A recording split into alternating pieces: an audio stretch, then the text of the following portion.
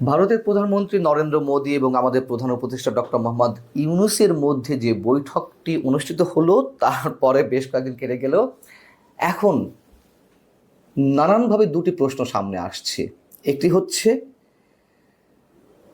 বাংলাদেশের বারবার আবেদনের পরেও যেখানে নরেন্দ্র মোদী কোনো ধরনের কোনো সাড়া দিচ্ছিলেন না বৈঠকের বিষয়ে প্রধান উপদেষ্টা ডক্টর মোহাম্মদ ইউনূসের সঙ্গে, সেখানে কার আঙুলের ইশারায় অথবা কোন তৃতীয় শক্তির প্রভাবে তিনি বৈঠকে বসলেন? আরেকটি প্রশ্ন নানানভাবে উত্থাপিত হচ্ছে, নানানভাবে আলোচনা এসেছে যে এই বৈঠকের পর কি আওয়ামী শিবির বা আওয়ামী লীগের নেতাকর্মীরা হতাশ? এরকম প্রশ্ন বিভিন্ন গণমাধ্যমে এবং বিভিন্ন মহলে উচ্চারিত হচ্ছে। যেমন মানবজীবন পত্রিকায় আজ যে একটি রিপোর্ট প্রকাশিত হয়েছে, তার শিরোনামই হচ্ছে নরেন্দ্র মোদী এবং ডক্টর মোহাম্মদ ইউনূসের মধ্যকার অনুষ্ঠিত বৈঠকে আওয়ামী শিবির প্রচণ্ডভাবে হতাশ। আসলে কি তাই? সে বিষয়ে পরে আসছি। তার আগে আমরা একটু ওই প্রশ্নটা নিয়ে আলোচনা করি যে কোন তৃতীয় পক্ষের শক্তি তাদের মধ্যকার এই বৈঠক অনুষ্ঠানের মূল ভূমিকাটি পালন করলো। যখন বাংলাদেশের বারবার অনুরোধ সত্ত্বেও, বারবার আবেদন সত্ত্বেও ভারতের পক্ষ থেকে কোনো ধরনের কোনো সাড়া মিলছে না এই ধরনের কোনো বৈঠকে,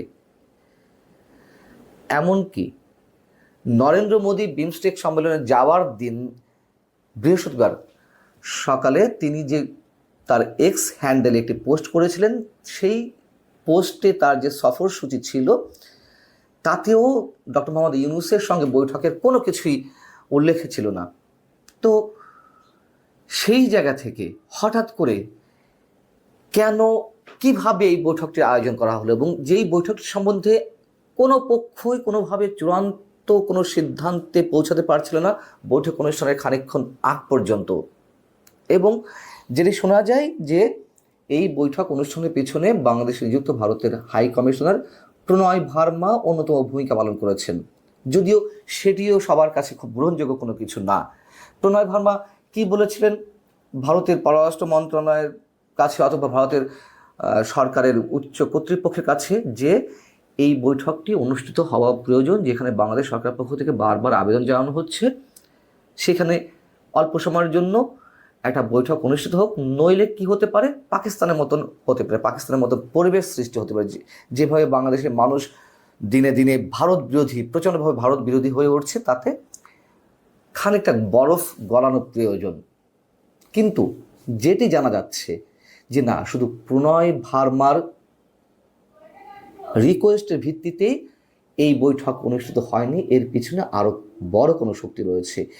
এই যে বড় কোনো শক্তি রয়েছে, এটির সঙ্গে আমরা রিলেট করতে পারি কদিন আগে যুক্তরাষ্ট্রের নিউ ইয়র্ক টাইমসে বাংলাদেশে জঙ্গিবাদ উত্থানের সুযোগ তৈরি হচ্ছে এ ধরনের যে রিপোর্ট প্রকাশিত হলো, তার সঙ্গে আমরা এটি রিলেট করতে পারি। আমি সে বিষয়ে পরে আসছি।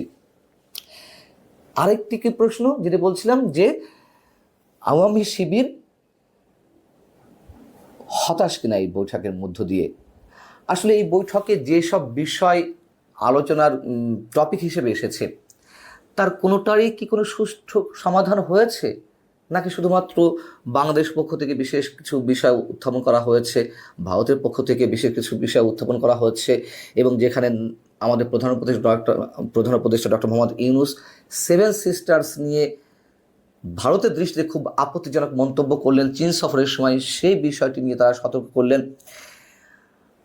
আর আমাদের পক্ষ থেকে কিছু বিষয় উত্থাপন করা হয়েছে, এই তো। এবং এর মধ্যে সবচেয়ে ইম্পর্টেন্ট যে বিষয়টি মানুষের কাছে হয়ে উঠেছে, তা হচ্ছে শেখ হাসিনার প্রত্যার্পণের যে বিষয়টি, বা শেখ হাসিনাকে বাংলাদেশের কাছে হস্তান্তরের প্রসঙ্গটি।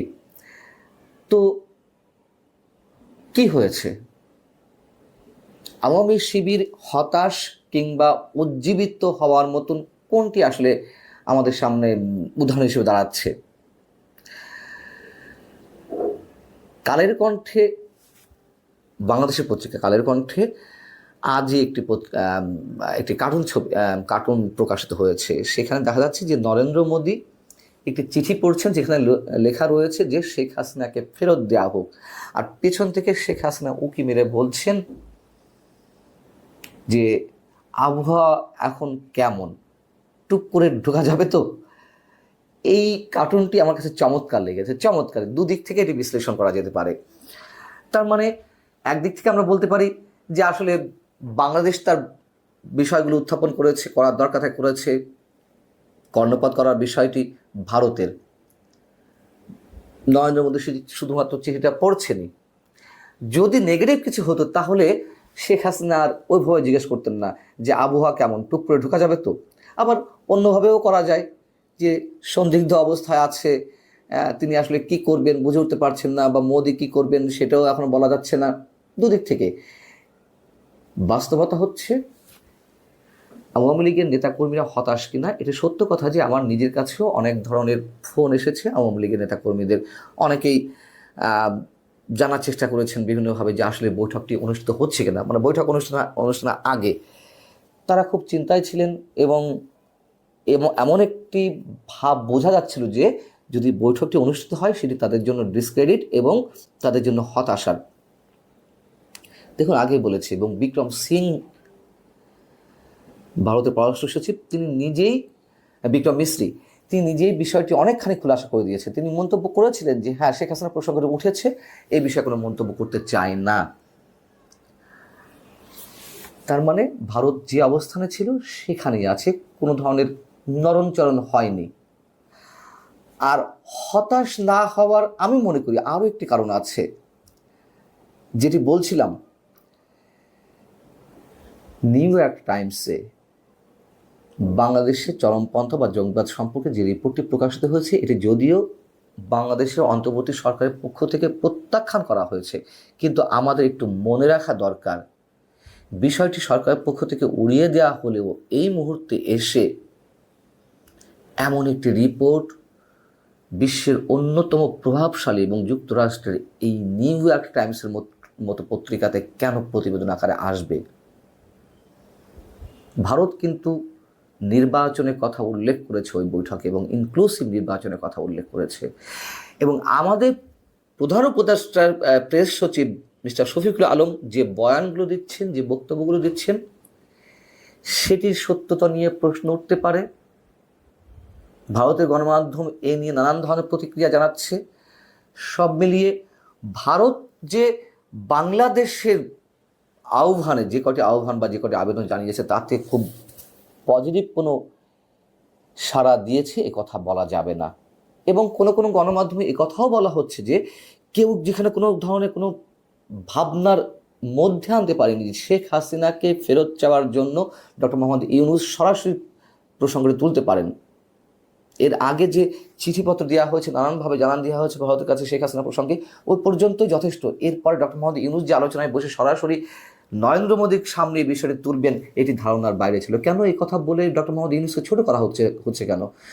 শেখ হাসিনা যদি গণহত্যাকারী হয়ে থাকে, গণহত্যার জন্য ইন্ধনকারী ব্যক্তি হিসেবে চিহ্নিত হয়েই থাকেন বর্তমান সরকারের কাছে, তাহলে শেখ হাসিনাকে ফেরত চাওয়ার বিষয়ে কেন ডক্টর মোহাম্মদ ইউনূসের কোনো সাহস থাকবে না, বা সে ধরনের ব্যক্তিত্ব তিনি পরিচয় দিবেন না? এই ধরনের কথা যারা বলছেন তারাও ডক্টর মোহাম্মদ ইউনূসকে ছোট করছেন। সব মিলিয়ে আমি শুধু এটুকু বলতে চাই যে আওয়ামী লীগের শিবিরে হতাশার কোনো বিষয় আমার চোখে অন্তত পড়েনি। প্রথম দিকে তারা হয়তো একটু খানিকটা টেনশনের মধ্যে ছিলেন যে বৈঠক হলেও কী আলোচনা হতে পারে, সেখানে কী ধরনের জবাব ভারতের প্রধানমন্ত্রী নরেন্দ্র মোদী দিতে পারেন। তো সেই সব জায়গা থেকে তো অনেক কিছু খোলাসা হয়েছে। অতএব এই জায়গাটা যেমন আমার কাছে মনে হচ্ছে যে হতাশা কিছু নেই, আরেকটি হচ্ছে কিছু একটা ঘটছে। ভারত যেখানে খোলাখুলি অংশগ্রহণমূলক নির্বাচনের কথা বলেছে আমাদের প্রধান উপদেষ্টার সামনে, নিউ ইয়র্ক টাইমসের প্রতিবেদন, এবং এই যে বৈঠকটি কার হাতের ইশারায় অনুষ্ঠিত হলো তা এখনো খুঁজে না পাওয়া, সব কিছুই মনে হচ্ছে যে একটু অন্যদিকে যাচ্ছে। আল্লাহ হাফেজ, ভালো থাকুন সবাই।